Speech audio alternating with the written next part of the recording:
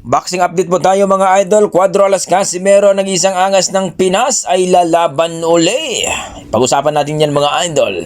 Cham Nonito Donaire, ang ating 4 Division World Champion, lalaban uli at kalabanin itong si Jonto Nakatani. Pag-usapan natin yan mga idol.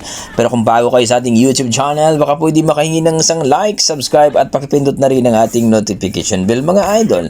At yun nga mga idol, no, alam naman natin na isa rin tayo sa mga nag-aabang dito sa laban ni Nonito Donaire, ang ating 4 Division World Champion na kung saan ay lumalaban sa Bantamweight Division mga idol.